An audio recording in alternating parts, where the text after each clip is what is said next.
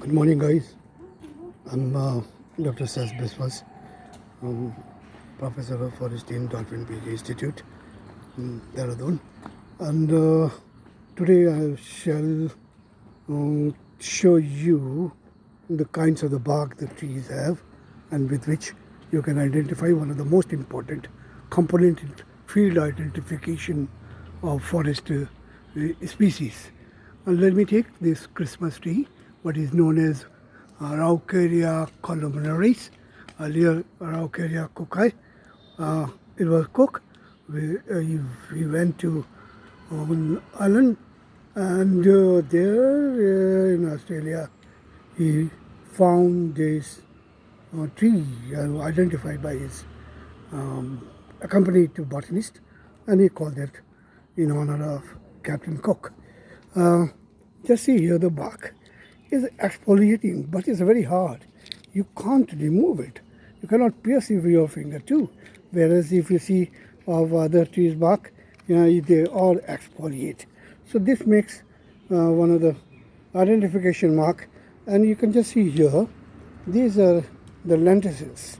So the tree goes with the respiration through these lenticels, very important part.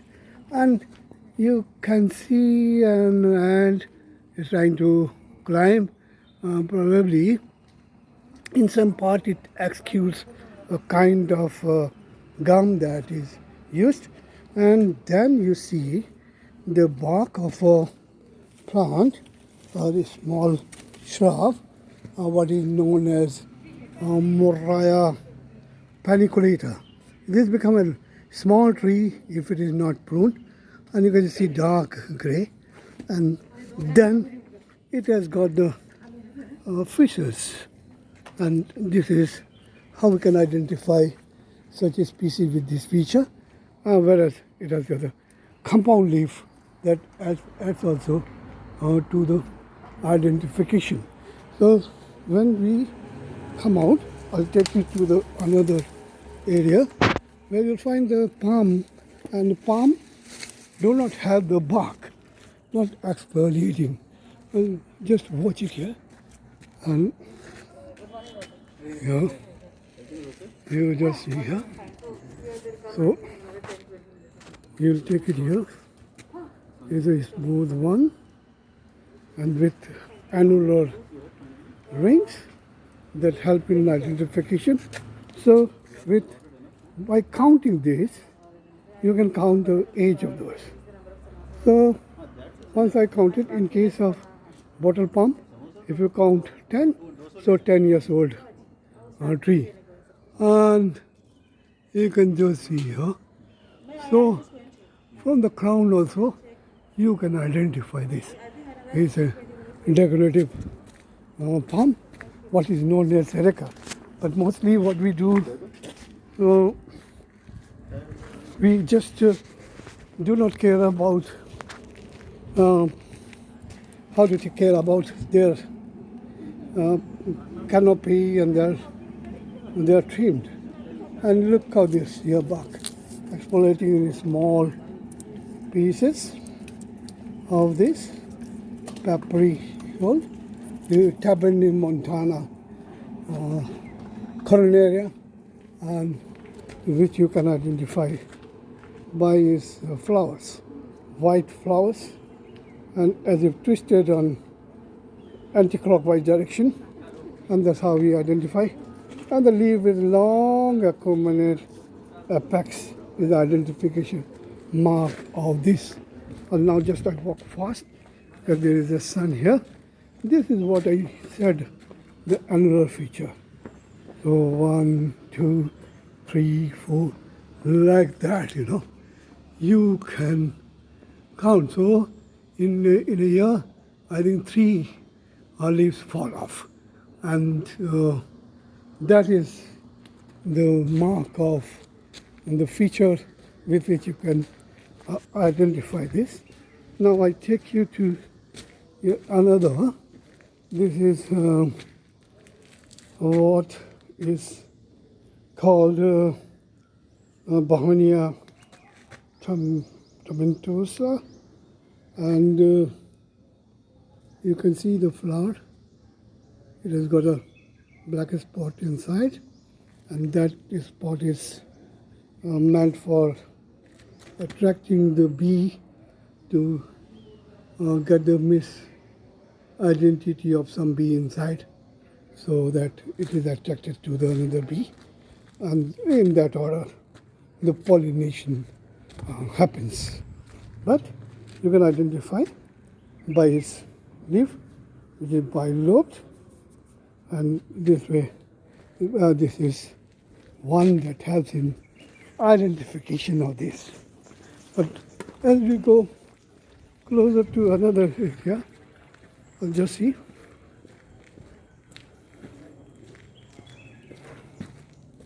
See here. No, there's no bark, and the formation of bark is where the formation of wood or the xylem, you can say the cambial growth is there. There's no growth, but here this is epiderm. Right, and why we say bamboo grows so tall while there is no secondary growth or there is no cambium growth? This grows only by the elongation of its, you can say parenchymatous tissue. So this is Bambusa striata, or we call it tiger bamboo too, and it has got the rhizome, typical of ginger type. So you can just see here, and it has been cut. Otherwise, it would have grown quite big. But the wall and this side has made it very compacted, and I'd like to see how so many rings are there. So that it speaks about its original biological age, and you can see the leaves, and the leaf has got the kind of the amplexical petiole. There's a leaf base, and then there's a branching. The branching, multiple branching at the tip, and this is very important from the propagation point of view.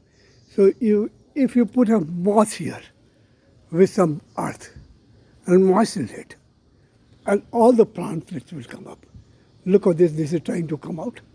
This has already grown in a big, and there's a conceit with which you can identify it, and they're like this, this is called mark cording. So the method of propagating this, so you can, instead of this, you have 1, 2, 3, 4, 5, 6, 7, 8, 9, 10. So as many as 15 to 20 you can have for propagating without recourse to the seed, because this particular bamboo doesn't flower in 100 years. And last it was in 1983 that flowered after 150 years. And you just see here, there's a big phenomena. If you don't let it grow, so this multiple branching turns into the kind of the rhizome, is got the roots and all. So if you remove it and grow it, might regenerate. So this is the important feature that nature has provided. Because of the base, there's a congestion. You cannot grow it. So they have the multiple of branching here, and from the branching there are the rhizome-like formation, and this makes it a very much important feature. Let me take you to the chyme of Jochimantiana tretrantha, and where you'll just see here, it has become the climber. It is strung, make a rope, typical of the tug of war. And what happens, I have seen in some parts, they all start joining. So there's a kind of a natural fasciation, or you can say the tissues get united and combined. And otherwise, in the initial stage, this remains like this. It will go on, and then later on, it will become the one. Then I'll take you yet on another one. So you just see here. So this is a different plant of clematis, and it does not have those kind of feature. But the bark you can just see, the deeply longitudinally very long, fissured, pale gray in color, and then here Lonicera japonica, and look at the bark. The bark are coming out into flax. So this climber has got this characteristic feature, but if you see it is how this is coiling around. You'll find it is I think it's clockwise. So when it is clockwise, we call it dextro-rotatory, and if it goes otherwise, then levo-rotatory, left and right, and coiling around. Let me take you to, now you just see here, this is Prestige Palms apartment. Well, I'm Dr.Sas.Biswas, a professor of dendrology in Dolphin PG Institute, Dehradun. And here, let me take here, just see here, the bark coming up like this.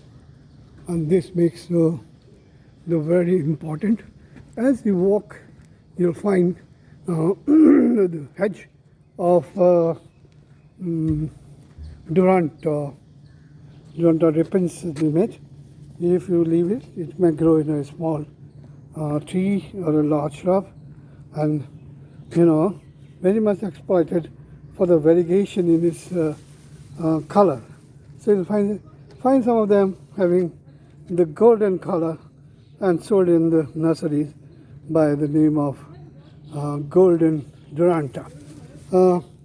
Let me see if I can look into its bark. Oh, these are pale gray, since it has been trimmed, so it never grows into big size. And then look at this. This is called Rangoon bale, Quasquelis indica, and you can just see here the petals have moved from the tube, and here look at this. So this is quite a fragrant one, and here you'll find the Pyrostea venusta,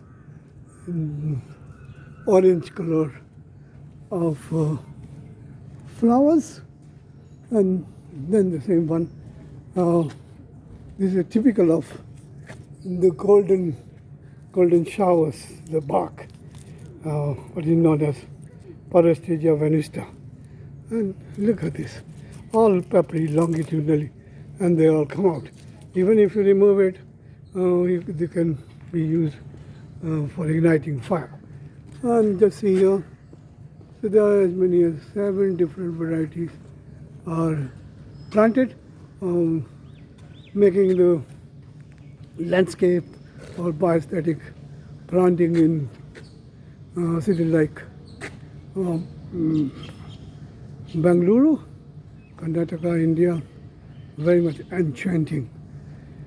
And then is a signature tree, palm trees, at the entrance that goes with the biostatic planting. So that much for today. Let's meet again next time.